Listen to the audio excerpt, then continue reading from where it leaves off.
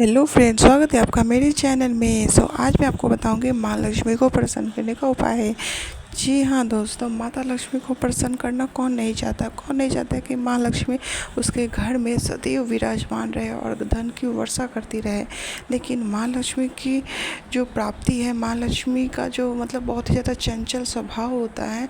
इसीलिए कहा जाता है कि लक्ष्मी ज़्यादा दिन एक जगह नहीं टिकती है। लेकिन लक्ष्मी एक जगह टिकती है उस घर में जहाँ पर उनका मन लगा रहता है। जी हाँ दोस्तों, माता लक्ष्मी को अगर आप भी घर में रोक के रखना चाहते हैं, अगर आप चाहते हैं कि आपके घर में धन वैभव की कभी कोई कमी ना हो, तो माता लक्ष्मी को जो पसंद है वो आपको अपने घर में ज़रूर करना चाहिए, जिससे वो आपके घर से कभी ना जाए और आपके घर में धन संपदा की कभी भी कोई कमी ना हो। तो चलिए बताते हैं माता लक्ष्मी की इस रूप की पूजा कैसे करनी चाहिए, और साथ ही साथ एक छोटा सा उपाय मैं बताऊंगी, और इस उपाय से ही आपको माता लक्ष्मी के आगमन का लाभ मिलने लगेगा। आपको ऐसा लगेगा कि माँ के शुभ कदम आपके घर में आ चुके हैं, और माँ के जो लक्ष्मी के जो कदम होते हैं, अगर एक बार आपके घर में सही समय पर आ गए ना, तो फिर इस कदम को कभी भी वो बाहर नहीं ले जाती। क्योंकि भगवान विष्णु ने कहा है कि माता लक्ष्मी का जो सम्मान करेगा, माता लक्ष्मी उसी घर में विराजमान होती है। जी हाँ दोस्तों, माता लक्ष्मी का सम्मान करना, उनका अनादर ना करना, साथ ही साथ पूजा में कुछ ऐसी छोटी छोटी चीज़ें होती है जिसमें अगर आप ध्यान दें तो माता लक्ष्मी सदैव आपकी झोली जो है वो धन से भर देती है, और आपको कभी भी दुख दरिद्र और कभी भी गरीबी का तो सामना नहीं करना पड़ता है, जिस गरीबी के कारण हमारे जीवन में बहुत ही ज़्यादा आर्थिक समस्याएं उत्पन्न होती हैं। जैसे कि काम ना लगना, मेहनत बहुत कर रहे हैं लेकिन इस काम नहीं लग रही है, या फिर जो काम हम कर रहे हैं उसमें तरक्की नहीं हो रही है। तो ऐसा क्यों होता है और इसको रोकने का क्या उपाय है, और माता लक्ष्मी से कौन सा उपाय करें जिससे वो प्रसन्न होकर हमारी झोली धन से भर दे, और हमें जीवन में कभी भी दुखों का सामना ना करना पड़े, कभी भी दरिद्रता का या फिर गरीबी का सामना ना करना पड़े। तो चलिए बताते हैं माता लक्ष्मी को प्रसन्न करने का बहुत ही ज़्यादा साधारण सा उपाय। यह उपाय अगर आप शुक्रवार के दिन शुभ मुहूर्त में कर लेते हो तो आपके जीवन में धन से जुड़ी कोई भी दिक्कत नहीं होगी। तो चलिए बताना शुरू करते हैं। सबसे पहले माता लक्ष्मी को प्रसन्न करने के लिए, यानी कि शुक्रवार का दिन, यानी कि सप्ताह का जो 5वां दिन होता है, वो 5वां दिन माता लक्ष्मी को समर्पण होता है। और माता लक्ष्मी को प्रसन्न करने के लिए इस दिन एक छोटा सा उपाय, यानी कि मैं आपको बताऊंगी पान के पत्ते का उपाय।